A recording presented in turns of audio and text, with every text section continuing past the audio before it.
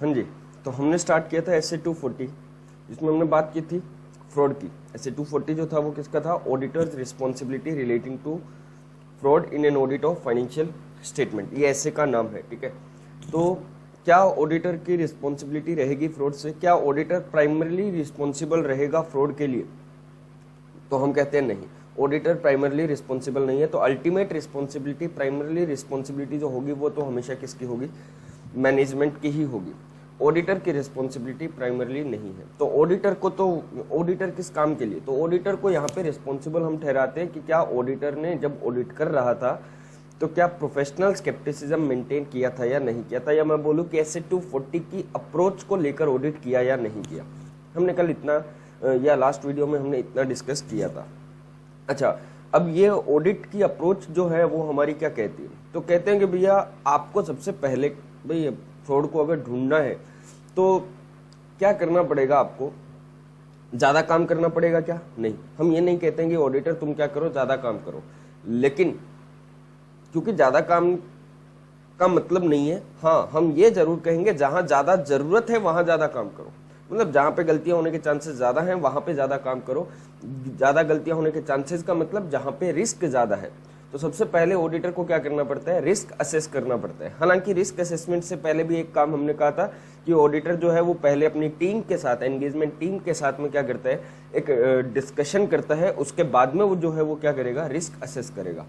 अब मेरे को आप लोग बताना, रिस्क असेस कैसे करें?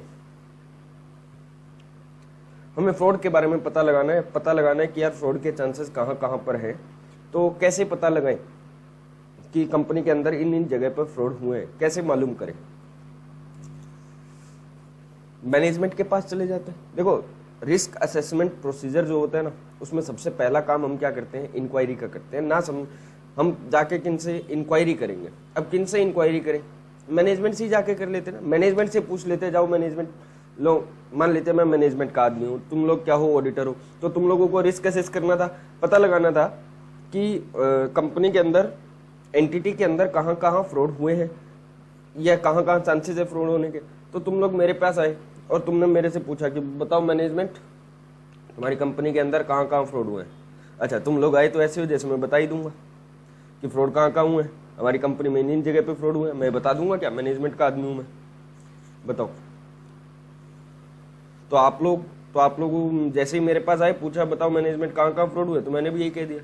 अरे तुम तो इतना कॉन्फिडेंट होकर आए हो भाई, जैसे मैं तुम्हें बता ही दूंगा। तो आप लोग भी कॉन्फिडेंट थे, आपने भी कहा सुनो मैनेजमेंट, हमें मालूम है कि तुम क्या नहीं करोगे, जो फ्रॉड तुमने किए हैं वो तो नहीं बताओगे, लेकिन कम से कम जो फ्रॉड एम्प्लॉय ने किए हैं तुम्हारे, वो तो बता सकते हो ना। ये तो हो सकता है, ठीक है, मैं मेरे फ्रॉड नहीं बताऊंगा, एम्प्लॉय के तो बताने में मेरे को ज़्यादा दिक्कत नहीं होनी चाहिए। हाँ ये ना। तो तुम लोग आए मेरे पास, अब मान लेते कि कंपनी का मैं डायरेक्टर हूँ, ठीक है, मैं अपने ऑफिस में बैठा हूँ बढ़िया एसी ऑन करके, आप लोग आए मेरे से आके पूछा, बातचीत करनी है ना अभी, तो बातचीत करोगे मेरे पास आके। तो मेरे से आके पूछा कि बताओ मैनेजमेंट कहाँ कहाँ फ्रॉड हुआ है। आप लोगों ने आके मेरे से ही पूछा, मैंने कहा कोई फ्रॉड नहीं हुआ हमारी कंपनी में, ना हमने किए ना एम्प्लॉय ने किए, कोई फ्रॉड हुआ ही नहीं। अच्छा, आपने कहा अच्छा फ्रॉड नहीं हुआ, कोई और कुछ पूछना चाहोगे? क्योंकि बातचीत करनी है, देखो बैठेंगे तभी तो होगा कुछ बात, है ना। तो आप लोग मेरे से कुछ और पूछोगे या नहीं पूछोगे? अच्छा, आपने मान लिया मेरे से पूछा, चलो इस बार नहीं हुए क्या, पिछली बार हुए थे क्या फ्रॉड, आपने मेरे से ये पूछा, तो मेरा जवाब है अरे भाई पिछली बार भी ऑडिटर तुम ही थे, तुम्हें मालूम नहीं है क्या पिछली बार हुए थे या नहीं हुए थे। अच्छा, फिर कुछ और पूछना चाहोगे? अच्छा, तुमने मेरे से पूछ लिया फाइनेंशियल स्टेटमेंट दिखाओ हमें, फाइनेंशियल स्टेटमेंट हमें क्या करवाओ, फाइनेंशियल स्टेटमेंट किस तरीके के बने हुए हैं, क्या अकाउंटिंग पॉलिसीज है वो जरा चेक करवाओ। तो तुम लोग मेरे से आके जैसे ये बोलोगे, मैं कहूंगा जब वो बाबू बैठा है उधर, वो बाबू बताएगा, है ना, वो क्लर्क बैठा है वो बताएगा जाके आपको, जाओ उसके पास जाओ, मेरे पास क्या है, डायरेक्टर हूँ मैं कंपनी का, तुम मेरे से आके फाइनेंशियल स्टेटमेंट मांगो क्या, उससे जाके मांगो, बताना। कुछ और पूछना चाहोगे? नहीं सर ये तो ये क्या लग रहा है आपके, तो हाव भाव से ही लग रहा है, कुछ ना कुछ पक्का क्या किया होगा, फ्रॉड वगैरह किया होगा। जिस टाइप से मैं बात कर रहा हूँ तो ये लगता होगा ये तो हाव भाव से ही लग रहा है, क्या ये काम आएगा क्या? अरे हाव भाव क्या काम आएगा? हाँ, एक बात बताओ, वैसे तो आपने पहली बार मेरे हाव भाव, या मैं बोलूं कि मैनेजमेंट के हाव भाव आपने कब जान लिए होंगे? पहली बार आपने हाव भाव जाने होंगे क्या कभी? हाँ जाने थे। याद करो एसए 220 जिसमें आप इंटेग्रिटी ऑफ मैनेजमेंट चेक करते थे। इंटेग्रिटी ऑफ मैनेजमेंट में कैसे चेक करते थे? मैनेजमेंट से जाके बातचीत करते थे, डिस्कशन करते थे मैनेजमेंट से। याद करो मैंने बोला था कि ये मेहनत बहुत जगह काम आएगी। तो आपने जो मेहनत 220 में की थी, जो मतलब ऑडिट एक्सेप्ट करने से पहले की थी, क्या वो बाद में काम आ रही है या नहीं आ रही है? आ रही है ना। फ्रॉड का बारे में पता लगाना था, आपने मेरे से आके पूछा, मैंने मेरा हाव आपको ऑलरेडी मालूम है कि ये किस टाइप का आदमी है ना। मैनेजमेंट के हाव ऑलरेडी पहले मालूम होते हैं। क्या हेल्प मिलेगी क्या उससे फ्रॉड के बारे में? हाँ हेल्प मिलेगी ना। अच्छा आप एक बात और सुनना, कुछ और चेक करना चाहोगे? मेरी कंपनी की पॉलिसीज क्या है, क्या किस तरीके से काम होते हैं, इंटरनल कंट्रोल कैसे, इसके बारे में जानना चाहोगे? ध्यान रखना आप क्या लगा रहे हो, रिस्क असेसमेंट, फ्रॉड होने के कहाँ कहाँ चांसेस है ये जानना चाह रहे हो आप, है ना। तो एक तरीका तो क्या है, जैसे एक तरीका तो मैनेजमेंट के हाव भाव जानना। अब हाव भाव जानने का मतलब क्या है, ये एक अदर प्रोसीजर है। अच्छा एक प्रोसीजर क्या होता है, मैनेजमेंट से इंक्वायरी करना, मैनेजमेंट से जाकर देखो। एक सिंपल सा कॉन्सेप्ट लेके चलना। एक्चुअल में अगर बताऊं तो मैं, ऑडिटर से ज्यादा मैनेजमेंट घबराया हुआ होगा। क्यों होगा ऐसा? देखो अगर कंपनी के अंदर फ्रॉड हुआ और कंपनी पकड़ी गई फ्रॉड के अंदर, तो सबसे पहले अगर डंडे पड़ेंगे तो मैनेजमेंट के पड़ेंगे। मैनेजमेंट के ऊपर हाथ उठेगा, मैनेजमेंट के ऊपर उंगलियां उठेगी कि इन्होंने क्या किए हैं, गलत काम किए हैं। ऑडिटर भी पकड़ा जाता है। देखो वो हम ऑडिट पढ़ते हैं तो हमें ये लगता है कि सारा के सारी रिस्पॉन्सिबिलिटी ऑडिटर की है, लेकिन ठीक है ऑडिटर तो है ही है, लेकिन पहला सवाल जो उठेगा वो तो हमेशा किसके ऊपर उठने वाला है? मैनेजमेंट के ऊपर उठने वाला है कि भाई तुम्हारे रहते हुए कंपनी के अंदर क्या हो रहे हैं, फ्रॉड हो रहे हैं और तुम लोग ऐसे चुपचाप बैठे हो। तो पहला तो डायरेक्टर मैनेजमेंट के जो लोग हैं उन्हीं के ऊपर क्वेश्चन उठने वाला है ना। तो डायरेक्टर कंपनी के मैनेजमेंट को भी तो डर लगता होगा, यार कंपनी में कहीं फ्रॉड तो नहीं हो रही, कोई इंप्लॉय वगैरह फ्रॉड तो नहीं कर रहे। तो क्या इसके लिए डायरेक्टर, क्या मैनेजमेंट, क्या अपने यहाँ पे कुछ इस तरीके के कंट्रोल लगाते होंगे? क्या इस तरीके के यहाँ पे कुछ प्रोसीजर लगाते होंगे जिससे कंपनी के अंदर फ्रॉड होने के चांसेस, क्योंकि इंप्लॉय फ्रॉड कर सकते हैं, अभी मैनेजमेंट को पता ही ना चले। आज अंबानी उधर बैठे, इधर यहाँ पे कोई कंपनी का इंप्लॉय फ्रॉड कर रहे हैं, मालूम ही ना चले। तो वो कुछ प्रोसीजर लगाना चाहेंगे या नहीं लगाएंगे? तो डायरेक्टर जो है, मैनेजमेंट जो है, वो पहले खुद इंश्योर करना चाहते होंगे कि हमारी कंपनी में फ्रॉड ना हो रहे हो। तो आप खुद सोचना, अभी ऑडिटर, एज एन ऑडिटर अगर आप मैनेजमेंट के पास जा रहे हो तो मैनेजमेंट से जाके ये पूछोगे या नहीं पूछोगे कि भैया मैनेजमेंट बताओ कि तुम खुद कैसे मालूम लगाते हो कि तुम्हारी कंपनी के अंदर कोई फ्रॉड वगैरह तो नहीं हो रहा? खुद कैसे इंश्योर करते हो कि तुम्हारी कंपनी के अंदर फ्रॉड नहीं होंगे? मतलब क्या इसके लिए तुमने ऑडिटर मैनेजमेंट से पूछेगा कि क्या मैनेजमेंट तुमने कोई अपने यहाँ पे पॉलिसीज, कोई प्रोसीजर लगा रखे हैं कि तुम अपने अगर कंपनी में फ्रॉड होता है तो उसको डिटेक्ट कर सको? बोलो हाँ या ना। तो मैनेजमेंट खुद पहले करता होगा और ऑडिटर को जाके यही तो पूछना है, बताओ मैनेजमेंट तुम्हारे क्या पॉलिसीज हैं, तुम्हारे क्या प्रोसीजर हैं, तुम कैसे अपने यहाँ पे रिस्क असेस करते हो? हम तो करेंगे, मतलब ऑडिटर तो करेगा ही करेगा, लेकिन डायरेक्टर खुद भी तो करते होंगे यार। उसको खुद को डर लगता है कि कंपनी में फ्रॉड हो गया तो फंस जाऊंगा, बताऊं मैं। हाँ ये ना, खुद डायरेक्टर डिस्क्वालीफाई हो सकता है, और एक बार डायरेक्टर डिस्क्वालीफाई हो गया तो उसका करियर खत्म हो जाएगा। तो ऑडिटर जाके डायरेक्टर से बातचीत करता है कि बताओ डायरेक्टर, बताओ मैनेजमेंट, कहाँ कहाँ पे तुम्हारी कंपनी में फ्रॉड होते हैं और तुम्हें कैसे मालूम चलता है? तो डायरेक्टर ने बताया। डायरेक्टर ने कहा कि सुनो, हम जैसे कैशियर वाला जो काम है, हम कैशियर क्या करते रहते हैं, चेंज करते रहते हैं, रोटेशन करते रहते हैं हर 6 महीने में। क्योंकि एक ही आदमी अगर बार बार मतलब हर हमेशा वही कैशियर बना रहेगा तो वो फ्रॉड भी करेगा, तो किसी के सामने नहीं आने देगा। तो इसलिए हम उसकी पोजीशन, इसलिए उसको हम क्या करते रहते हैं, चेंज करते रहते हैं। सही तरीका है। और कहते हैं कि हम दूसरा और ये तरीका हो सकता है कि हम क्या करते हैं, डायरेक्टर कह रहे कि हम क्या कर देते हैं, अपने एम्प्लॉय को साल में कम से कम एक बार घूमने के लिए भेजते हैं, छुट्टियां देते हैं उसको कि जाओ बढ़िया घूम के आओ कहीं ना कहीं। तो जम्मू कश्मीर, गोवा घूम के आता है वो बढ़िया। अच्छा ये कंपनी की तरफ से भेजते हैं हम ऐसा। अच्छा क्यों किया जाता है ऐसा? ताकि पीछे से उसके काम को क्या किया जा सके, चेक किया जा सके। अगर कहीं घूमने जाएगा तो पीछे से उसके काम को चेक कर लेंगे। ये उनके फ्रॉड चेक करने के तरीके हैं अपने। वो कहते हैं कि हम क्या करवाते हैं यहाँ पे, अपना इंटरनल ऑडिट करवाते हैं। हमने क्या कर रखा है, खुद का इंटरनल ऑडिट डिपार्टमेंट रखा हुआ है। वो क्या करता है, पूरे सभी के कामकाज को चेक करता है। बताओ, इससे भी मालूम चलता होगा। अच्छा और क्या करते हैं, वो कहते हैं कि हम हर 3 साल के अंदर क्या करवाते हैं, एक एक्सटर्नल टीम को बुलाते हैं, जो हमारे यहाँ पे फ्रॉड इन्वेस्टिगेशन टीम उसको बुलाते हैं हम उसको, और वो फ्रॉड इन्वेस्टिगेशन टीम आके क्या करती है, चेक करती है। क्लियर है इतना? ये मैनेजमेंट अपने तरीके बता रहा है कि हम इस तरीके से क्या करते हैं, यहाँ पे फ्रॉड वगैरह डिटेक्ट करवाते हैं। मैनेजमेंट के तरीके आपने जाना। अच्छा, जैसे अभी एक बात बताओ, आपको सिर्फ जब रिस्क असेस कर रहे हो तो सिर्फ जानना है या चेकिंग करना है? सिर्फ और सिर्फ जानना है। ध्यान रखना, रिस्क असेसमेंट का मतलब ही क्या होता है, understanding the entity and it's internal control and environment. ठीक है, entity and environment and it's internal control. तो एंटिटी, उसके एनवायरनमेंट, उसके इंटरनल कंट्रोल को जानना समझना, ये हमारा काम है। चेकिंग करना हमारा काम नहीं है। जैसे बोला कि डायरेक्टर ने कि हम क्या करते हैं, यहाँ पे हर 3 साल में फ्रॉड इन्वेस्टिगेशन करवाते हैं, एक्सटर्नल टीम आते हैं, तो पक्का वो उस इन्वेस्टिगेशन टीम ने कंपनी को रिपोर्ट दी होगी, तो क्या वो रिपोर्ट मांगेंगे या नहीं मांगेंगे? हम क्या एज एन ऑडिटर आप उस कंपनी से रिपोर्ट मांगोगे या नहीं मांगोगे? लेकिन अब उसको मैनेजमेंट को कहोगे कि ये रिपोर्ट आप हमें बाद में दे देना, लेकिन अभी पहले क्या करो, डिस्कस करो, क्योंकि अभी हमारा उद्देश्य जो रिस्क असेस करने का है, ना कि एग्जैक्ट चेकिंग करने का। रिस्क असेसमेंट में सिर्फ और सिर्फ हम समझने की बातें करते हैं। ठीक है, तो अभी हमने क्या कर लिया, रिस्क असेस कर रहे हैं। कैसे कर रहे हैं? मैनेजमेंट से जाके बातचीत की हमने, है ना, इंटरनल ऑडिटर के बारे में पूछा और जो तरीके हैं उनके बारे में पूछा। अच्छा, TCWG से बात कर सकते हैं। TCWG कौन होते हैं? मैंने पहले भी बताया था आपको, मैनेजमेंट के ऊपर के लोग ना, जैसे बोर्ड ऑफ डायरेक्टर है तो इनका भी ध्यान रखने के लिए कौन हो जाता है, इन ऑडिट कमेटी हो जाती है। जैसे समर्थ की बात करूँ तो प्रशांत सर, और प्रशांत सर के बाद में प्रशांत सर जो है वो किस में आ सकते हैं, मैनेजमेंट में, और उनके ऊपर भी कौन है, अंकल जी, जो काम नहीं करते हैं एक्चुअल में, लेकिन ध्यान रखते हैं कि जितने भी लोग समर्थ में काम कर रहे हैं उनका ध्यान रखना। तो वो किसमें आएंगे, TCWG, those charged with governance, जिनका काम किससे, गवर्नेंस से रिलेटेड है, जिनका काम क्या है, स्ट्रेटेजिक डायरेक्शन बनाना। ऐसे ही हर कंपनी के अंदर क्या होती है, हर कंपनी में नहीं, सॉरी, कुछ कंपनीज के अंदर ऑडिट कमेटी जो होती है वो भी एक तरीके की क्या होती है, TCWG के रूप में काम करती है। ठीक है, तो मैनेजमेंट से भी एक बार ऊपर के लोग हम ऐसे मान सकते हैं इसको, जिसका काम गवर्नेंस का है। हो सकता है TCWG मैनेजमेंट दोनों एक ही हो सकता है अलग अलग हो। छोटे ऑर्गेनाइजेशन के अंदर नॉर्मली क्या होते हैं, TCWG और मैनेजमेंट एक ही होते हैं, लेकिन बड़ी एंटिटीज के अंदर TCWG को अलग रखा जाता है, मैनेजमेंट अपना अलग होता है।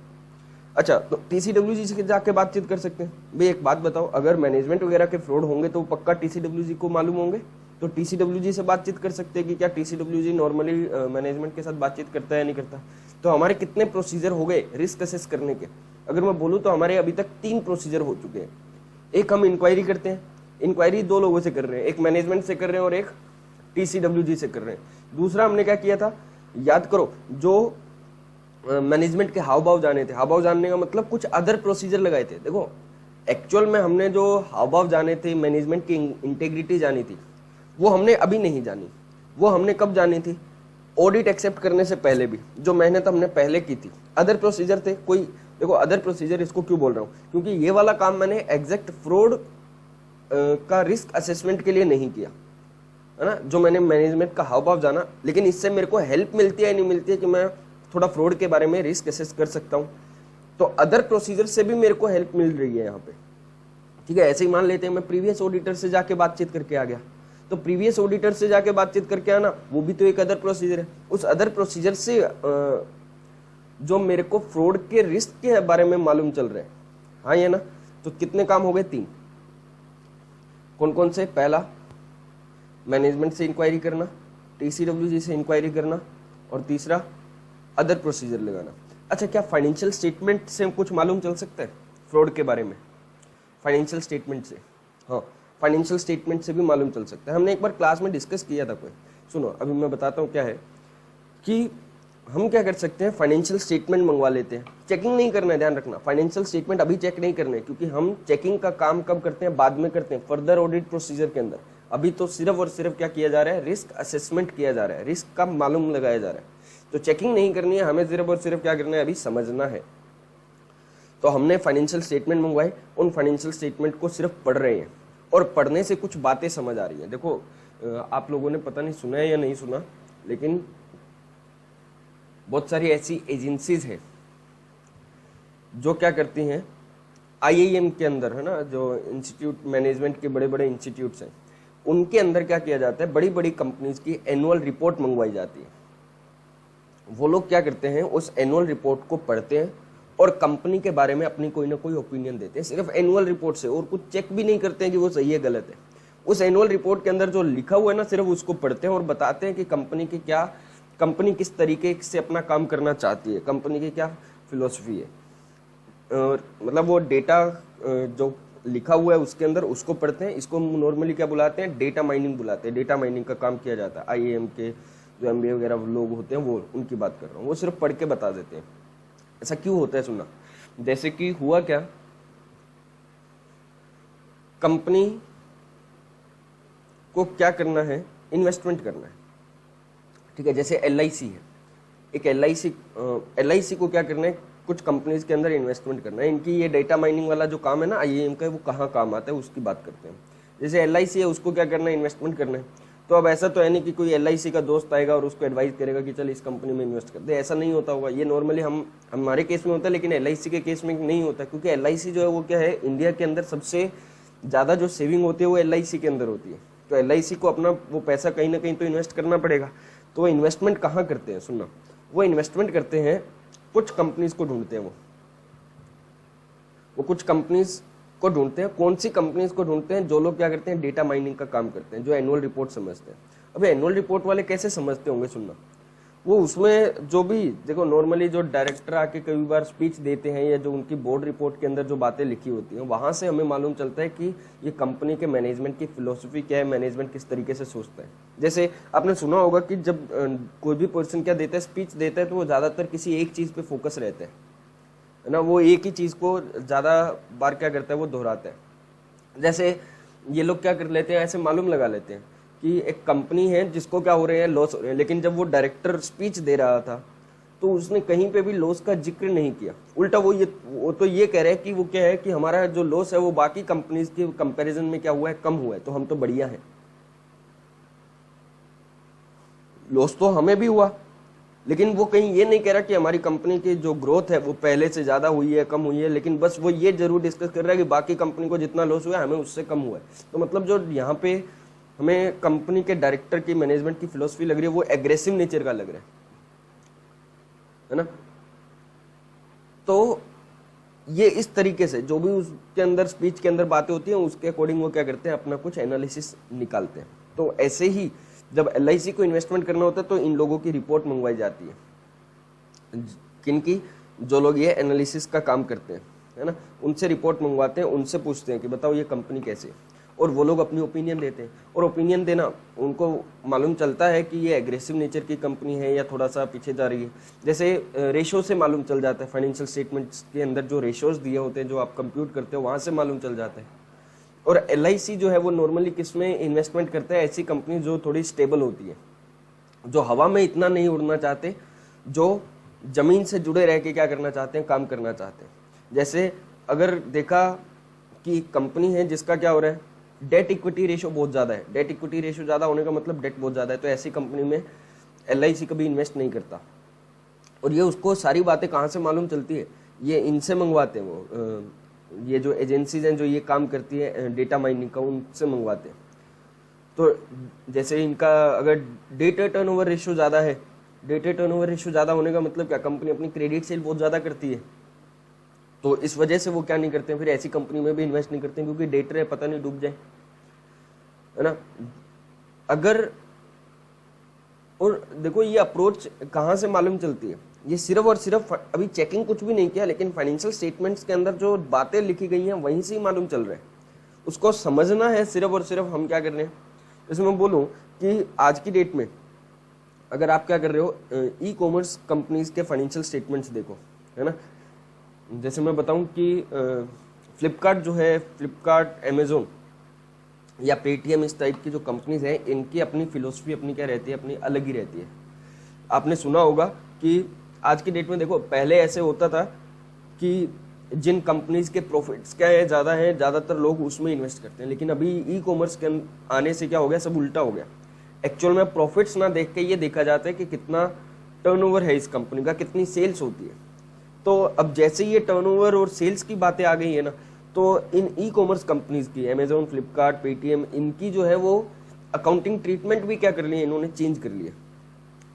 जैसे फ्लिपकार्ट जो है, आपने देखा जब आपने फ्लिपकार्ट के अकाउंट्स देखे, ठीक है, आप एज एन ऑडिटर फ्लिपकार्ट के अकाउंट्स क्या करने गए थे, ऑडिट करने गए थे, अभी रिस्क असेस कर रहे हो, तो रिस्क असेस करने के लिए आपने एक बार उसके फाइनेंशियल स्टेटमेंट्स मंगवाए, क्योंकि हम कह रहे हैं फाइनेंशियल स्टेटमेंट को एक बार देख लेते हैं। तो उसके फाइनेंशियल स्टेटमेंट्स मंगवाए, आपको बड़े अजीब लगे। क्यों अजीब लगे? क्योंकि आपने देखा कि ऑनलाइन कंपनी है ये, है ना, ई कॉमर्स कंपनी, और इसके अंदर सेल्स रिटर्न जीरो आ रहा है। ऐसा हो सकता है क्या भाई, ऑनलाइन कंपनी के अंदर सेल्स रिटर्न जीरो हो जाए? नहीं हो सकता। तो आपने जाके मैनेजमेंट से पूछा, यार ऐसे कैसे, तुम्हारे सेल्स रिटर्न ही नहीं आ रही? तो कहते हैं हमारे कोई सेल्स रिटर्न होती नहीं है, इनका ई कॉमर्स में तो बहुत होती है। तो थोड़े देर भाई कुछ ज्यादा समझने पे देखा तो खर्चों में दिखा हमें कि एक्चुअल में कंपनी क्या करती है, सेल्स रिटर्न ना दिखा के वो किस में दिखाती है, खर्चे में दिखाती है। हमने कहा यार ये तो तुम्हारा लॉस हो रहा है उल्टा। भाई अगर तुम इसको क्या दिखा दो, भाई जो स्टॉक वापस हो गया उसको सेल्स रिटर्न दिखाओ ना। तो वो कह रहे हैं कि सुनो, अगर हम इसको क्या दिखा देंगे, सेल्स रिटर्न दिखा देंगे तो हमारी सेल कम हो जाएगी। तो मैंने कहा अभी तुम्हारा प्रॉफिट कम हो रहा है। वो कहता है हमें इतना प्रॉफिट से मतलब ही नहीं। कहता है हमें क्या चाहिए, इन्वेस्टर से पैसा चाहिए, और वो जो पैसा देते हैं वो किसके बेस पे देते हैं कि आपकी सेल्स कितनी ज्यादा, आपका कस्टमर बेस कितना ज्यादा है, इन ये क्राइटेरिया है उनका। प्रॉफिट का इतना क्राइटेरिया ही नहीं है। देखो अगर वो सेल्स रिटर्न दिखाते तो इससे होता क्या कि वो जो सेल्स कम होके, सेल्स थोड़ी कम होती लेकिन स्टॉक जो है वो कहां पे आ जाता, मतलब क्लोजिंग स्टॉक में आ जाता, तो प्रॉफिट्स पे इतना फर्क नहीं पड़ता। लेकिन उधर से सेल्स कम ना करके आपने खर्चे सारे क्या कर दिए, कम कर दिए, तो शायद फर्क क्या पड़ेगा, अभी ज्यादा पड़ेगा, है ना। तो उल्टा प्रॉफिट क्या हो रहे हैं, कम हो रहे हैं। तो कहते हैं हमें प्रॉफिट से इतना मतलब ही नहीं है।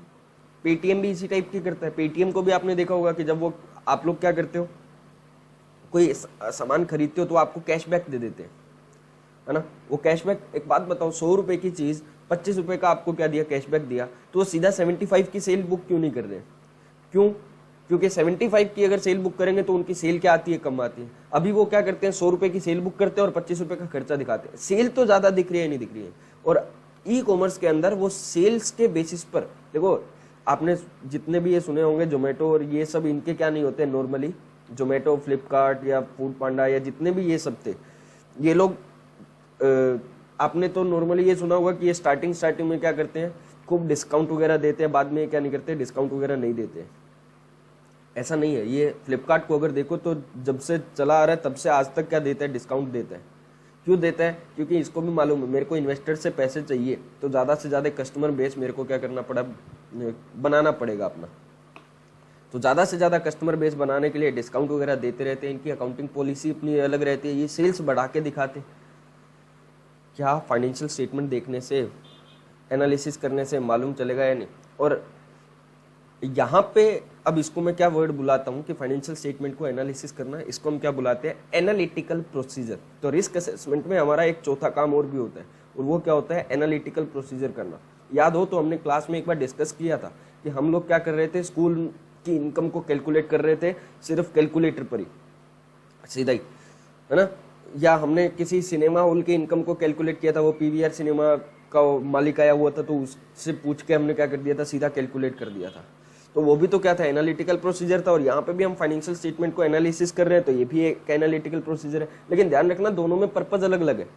वहां पे जब हम ये देख रहे थे कि सेल जो है वो सही है या गलत है ना, सेल्स की चेकिंग देख रहे थे कि जब हमने स्कूल की इनकम या वो सिनेमा की इनकम कैलकुलेट करने के लिए एनालिटिकल प्रोसीजर लगाया था, तो वहां पे हमारा उद्देश्य अपना अलग था कि सेल सही है या गलत है। अभी हम देख रहे हैं कि कोई कंपनी के अंदर गड़बड़ तो नहीं है, इसकी वजह से हम क्या कर रहे हैं, एनालिटिकल प्रोसीजर लगा रहे हैं। तो ये एनालिटिकल प्रोसीजर किसके लिए लगाया जा रहा है, रिस्क को असेस करने के लिए लगाया जा रहा है। जबकि वहां पे हमने किस लिए लगाया था, वहां पे हमने सेल्स की ऑथेंटिसिटी चेक करने के लिए, एक्यूरेसी चेक करने के लिए लगाया था। पक्का? तो रिस्क असेसमेंट एनालिटिकल प्रोसीजर जो है वो कहाँ पे लगता है, रिस्क असेसमेंट प्रोसीजर के लिए भी हम एनालिटिकल प्रोसीजर को यूज करेंगे। ठीक है, इतना पक्का? तो चार काम करने हमें अभी तक। वो चार काम क्या है, रिस्क को असेस करने के लिए चार काम करने अभी तक। इंक्वायरी करनी है मैनेजमेंट से, टीसीडब्ल्यूजी से, एनालिटिकल प्रोसीजर भी लगाना है और कुछ अदर प्रोसीजर भी लगाने हैं। अदर प्रोसीजर का मतलब काम किए तो हमने किसी और वजह से है, लेकिन वो किस में काम आ गए, साथ में फ्रॉड डिटेक्ट करने में भी हमारे काम आ जाते हैं। ठीक है,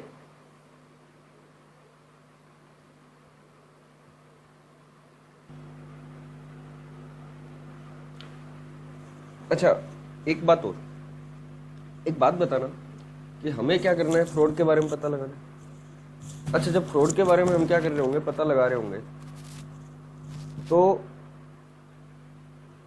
अभी तो फाइनेंशियल स्टेटमेंट हमने क्या किए, चेक किए, लेकिन एक बात बताना, क्या कभी ऐसा भी हो सकता है क्या कि कंपनी के हमने फाइनेंशियल स्टेटमेंट तो पढ़ लिए, लेकिन क्या कभी ऐसा हो सकता है कि कुछ ऐसे फैक्टर हों जो फाइनेंशियल स्टेटमेंट से मालूम ना चल रहे हो? भाई कुछ ऐसी बातें जो फाइनेंशियल स्टेटमेंट में नहीं लिखी हुई है, लेकिन फिर भी वो क्या हो सकते हैं, फ्रॉड होने के चांसेस उन बातों से हो सकते हैं। मतलब कुछ ऐसे फैक्टर जो फाइनेंशियल स्टेटमेंट में नहीं आ रहे हैं, ऐसा हो सकता है? नहीं हो सकता है। सुनना, जैसे कि क्या,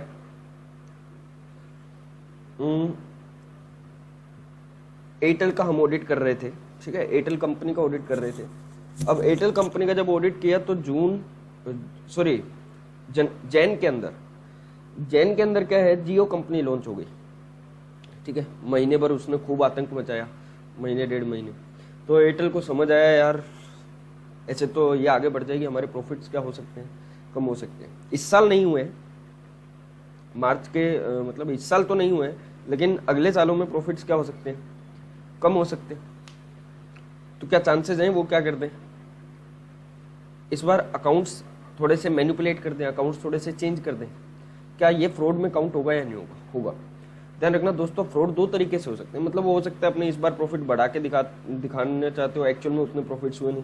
तो फ्रॉड जो होते हैं वो 2 तरीके के होते हैं। एक बात सुनना, वो 2 तरीके के क्या होते हैं, एक तो ये होता है जो आप फाइनेंशियल स्टेटमेंट्स के अंदर क्या कर दो, अपने बढ़ा चढ़ा के दिखा दो, ठीक है। अब प्रॉफिट्स बढ़ा के दिखा दिए, प्रॉफिट्स कम करके दिखा दिए। और एक होता है मिस एप्रोप्रिएशन का मतलब चोरी करना। और दूसरा क्या हो गया, फाइनेंशियल रिपोर्टिंग फ्रॉडुलेंट करना। फाइनेंशियल रिपोर्टिंग फ्रॉडुलेंट करने का मतलब गलत तरीके से, जैसे कि विंडो ड्रेसिंग, आपने प्रॉफिट्स बढ़ा के दिखाए तो ये क्या होगी, विंडो ड्रेसिंग। अभी विंडो ड्रेसिंग का मतलब क्या, प्रॉफिट्स बढ़ा के दिखाना। ये ऐसे मान लो कि ऊंदरी जो है तैयार होके आ गई, तुषार कपूर तैयार होके आ गया, ठीक है। मतलब एक्चुअल में उतने प्रॉफिट्स है नहीं, लेकिन दिखाए जा रहे हैं ऐसे बिना फालतू में, ठीक है। तो क्या ये काउंट होगा या नहीं होगा, फ्रॉड के अंदर होगा, ठीक है। तो फ्रॉड 2 तरीके के होते हैं नॉर्मली, एक होता है चोरी करना और एक होता है फाइनेंशियल रिपोर्टिंग क्या करना, फ्रॉडुलेंट करना। जैसे और क्या हो सकते हैं ऐसे फैक्टर, जैसे मान लेते हैं कंपनी का क्या आने वाला है, आईपीओ आने वाला है। कब? साल भर बाद में, 2 साल बाद में एक कंपनी का आईपीओ आने वाला है। क्या चांसेस है कि कंपनी अपने प्रॉफिट्स इस साल के थोड़े कम करके अगले सालों में शिफ्ट कर दे? क्यों? क्योंकि इस साल के प्रॉफिट्स कम कर देंगे, अगले साल में प्रॉफिट्स थोड़े और ज़्यादा होंगे, उससे में और ज़्यादा होंगे। तो मतलब क्या दिखेगा, एक ग्रोथ दिखेगी कि कंपनी की क्या हो रही है, कंटिन्यूसली ग्रोथ हो रही है। और जब तक आईपीओ आएगा तब तक कंपनी की ये सिचुएशन होगी कि कंपनी हर साल क्या कर रही है, बढ़िया काम कर रही है। चांसेस है कि यहाँ पे क्या कर दिया जाए, प्रॉफिट्स बढ़ा के दिखा दिया जाए, ठीक है। तो अभी मेन बात तो ये सुनना कि क्या यहां पर ऑडिटर को क्या चेक करना है, ऑडिटर को क्या चेक करना पड़ेगा।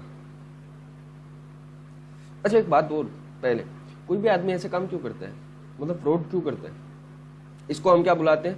देखो ऐसे फैक्टर, ये वाली बातें कोई फाइनेंशियल स्टेटमेंट में नहीं लिखी होगी, लेकिन एक बात बताना, क्या कंपनी के यहाँ पे आईपीओ आना क्या ये दिखाता है कि यहाँ पे फ्रॉड होने के चांसेस हो सकते हैं? एक्चुअल में हुए नहीं हुए वो हमें नहीं मालूम, लेकिन चांसेस तो है या नहीं है फ्रॉड होने के, यहाँ पे पूरे चांसेस है, ठीक है। जैसे कि तो इसको हम क्या बुलाते हैं, फ्रॉड रिस्क फैक्टर, या ऐसे फैक्टर जो फ्रॉड रिस्क को क्या कर रहे हैं, प्रदर्शित कर रहे हैं। ये भी ऑडिटर को देखने पड़ेंगे। तो ऑडिटर को ओवरऑल देखना पड़ेगा, मतलब सिर्फ फाइनेंशियल स्टेटमेंट देखने से काम नहीं चलेगा, मतलब उसको ऐसे फ्रॉड रिस्क फैक्टर भी देखने पड़ेंगे। आप लोग मेरे को बताना कि कोई भी आदमी ऐसे फ्रॉड क्यों करता है, या कोई भी आदमी गलत राह पे क्यों जाता है, कोई भी आदमी गलत राह पे क्यों जाता है, आप लोग भी बताना। ये सिर्फ ऑडिट के लिए नहीं, अपने तो बताओ जीवन के कटु सत्य हैं कुछ, है ना, हार्ड ट्रुथ ऑफ लाइफ। तो कुछ ऐसे काम कि मतलब एक आदमी गलत काम करने के लिए क्या हो जाए, तैयार हो जाए। तो ऐसा क्यों होता है, कब करता है एक आदमी गलत काम? जब उसके साथ हुआ। बताओ मेरे साथ फ्रॉड हुआ है तो मैं भी क्या करूंगा, फ्रॉड करूंगा। कुछ लोगों का इस टाइप का होता है, अपने साथ गलत हुआ तो अपने भी क्या करेंगे, गलती करेंगे, एटीट्यूड। अच्छा और नॉर्मली क्या होता है, जैसे मैं बोलूं कि कोई भी कंपनी अपने प्रॉफिट्स क्यों बढ़ा के दिखाना चाहती है, क्योंकि हम इन्वेस्टर्स को क्या करना चाहते हैं, प्रभावित करना चाहते हैं, इन्वेस्टर्स को अट्रैक्ट करना चाहते हैं कि भैया आओ हमारी कंपनी के अंदर क्या करो, रुपए लगाओ, ज़्यादा रुपए आएंगे हमारी कंपनी के अंदर, हमारी कंपनी को प्रॉफिट्स क्या होंगे, ज़्यादा होंगे। तो मतलब एक आपको क्या दिख रहा है, अपॉर्चुनिटी नहीं, सॉरी, आपको क्या दिख रहा है, एक फायदा दिख रहा है इधर, है ना, कि इधर इंसेंटिव है, अनजस्टिफाइड प्रॉफिट्स कमाना चाहते हो, जो सही नहीं है आपके, है ना, गलत है।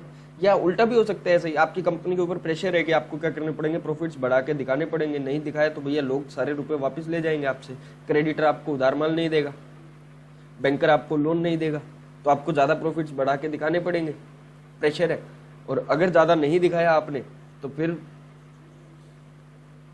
सब लोग आपका साथ छोड़ देंगे, है ना, ऐसा होता है ना, तो प्रेशर आ जाता है। जैसे घर वालों ने क्या बोल दिया, घर वालों ने बोल दिया कि भैया इस अटेम्प्ट पास नहीं हुआ तो कहीं और कर देंगे, देख लेना, इस बार वहां हो जाएगी, फिर तो प्रेशर हो गया, इस बार तो हाल है कि ये तो लास्ट अटेम्प्ट है, अभी तो करना ही पड़ेगा पास। तो बताओ क्या इस बार संभावनाएं बनती है कि नहीं बनती है कि हम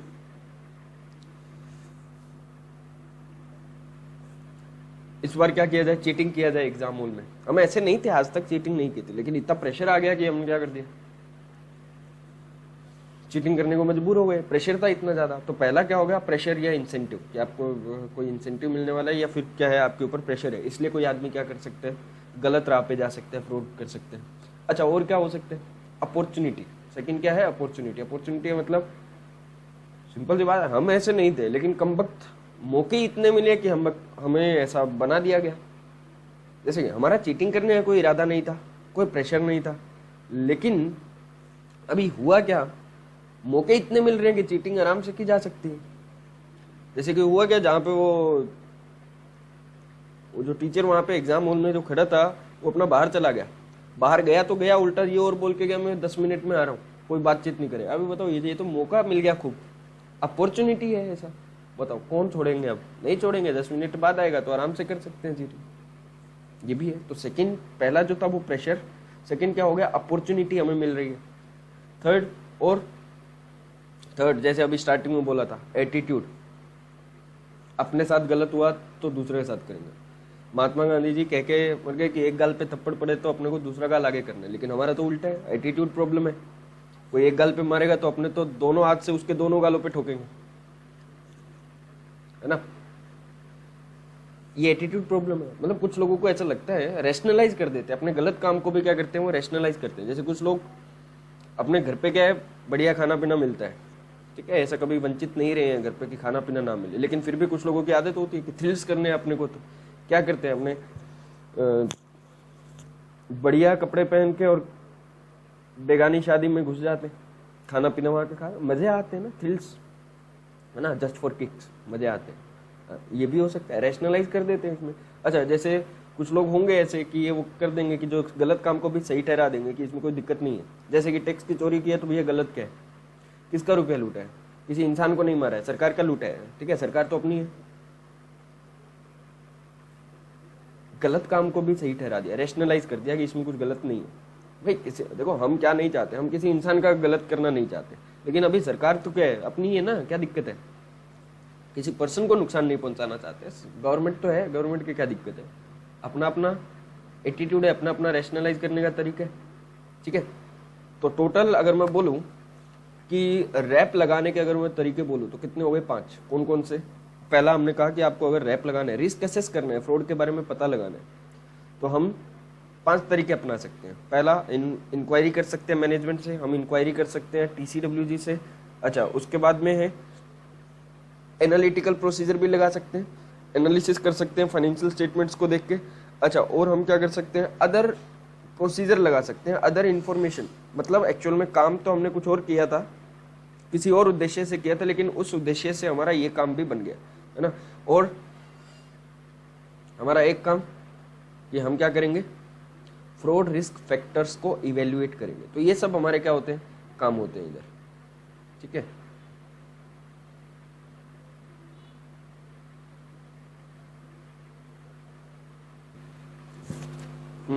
तो RAP and related activities, RAP का मतलब risk assessment procedure and related activities, मतलब क्या क्या करना है। तो ऑडिटर को क्या करना पड़ेगा, auditor shall perform the procedure to obtain information for use of identifying मतलब रिस्क ऑफ मटेरियल मिसस्टेटमेंट ढूंढना है किसकी वजह से, ड्यू टू फ्रॉड। ध्यान रखना आज तक हम रोमम के साथ में क्या लगाते थे, वेदर ड्यू टू फ्रॉड और एरर, लेकिन हम यहाँ पे ये चैप्टर पढ़ रहे हैं 240 जो है वो एग्जैक्ट किसका है, फ्रॉड का। तो यहाँ पे फ्रॉड एंड एरर दोनों नहीं आएगा, सिर्फ और सिर्फ क्या आएगा, फ्रॉड ही आएगा। तो पहला काम हमारा क्या है, इंक्वायरी करना किससे, मैनेजमेंट से और अदर से, जितने भी एंटिटी के अंदर लोग हैं उनसे करेंगे। क्या क्या, अच्छा मैनेजमेंट से जाके हमने क्या क्या पूछा था, मैनेजमेंट से पूछा था बताओ तुम कैसे असेस करते हो रिस्क को, है ना। तो मैनेजमेंट के असेसमेंट जो है वो पूछेंगे। अच्छा उसकी प्रोसेस जानेंगे कि वो कैसे आइडेंटिफाई करता है, रिस्पॉन्ड करता है उन रिस्क को, मतलब अगर मिल जाए तो फिर वो करता क्या है। अच्छा मैनेजमेंट टीसीडब्ल्यूजी के साथ कोई कम्युनिकेशन है क्या मैनेजमेंट का, एम्प्लॉय के साथ कोई कम्युनिकेशन है क्या मैनेजमेंट का, क्यों करता होगा कि बाई चांस फ्रॉड मिल जाए तो किस तरीके से काम करना है, तो टीसीडब्ल्यूजी बताएगा। एम्प्लॉय से पूछ सकते हैं कि बताओ क्या क्या हो सकते हैं यहाँ पे गलत काम। अच्छा फ्रॉड कोई मैनेजमेंट ने नोटिस किया है क्या ड्यूरिंग द ईयर, भाई साल भर में कोई फ्रॉड मिला है क्या मैनेजमेंट को। और ये तो किसके साथ कह रहे हैं, ये वाली जो इंक्वायरी है वो किसके साथ है, इंटरनल ऑडिटर। क्योंकि अगर इधर ध्यान से देखो तो मैनेजमेंट और अदर लिखा हुआ है, सिर्फ मैनेजमेंट नहीं, मैनेजमेंट और अदर जो एंटिटी के अंदर है उनसे हम पूछ सकते हैं। मैनेजमेंट से हमें कितनी इंक्वायरी करनी है, टोटल 5। मैनेजमेंट किस तरीके से असेस करता है ना, मैनेजमेंट का रिस्क असेसमेंट प्रोसीजर जानेंगे। अच्छा उसका आइडेंटिफाई करने का तरीका जानेंगे। टीसीडब्ल्यूजी के साथ कम्युनिकेशन होती है उसकी, एम्प्लॉय के साथ कम्युनिकेशन होता है, फ्रॉड उसने कोई ड्यूरिंग द ईयर नोटिस किए या नहीं किए, ठीक है। और इंटरनल ऑडिटर के साथ भी हम क्या कर सकते हैं, बातचीत कर सकते हैं। ऐसे हमें और किसके साथ इंक्वायरी करनी है, इंक्वायरी फ्रॉम टीसीडब्ल्यूजी के साथ भी कर सकते हैं।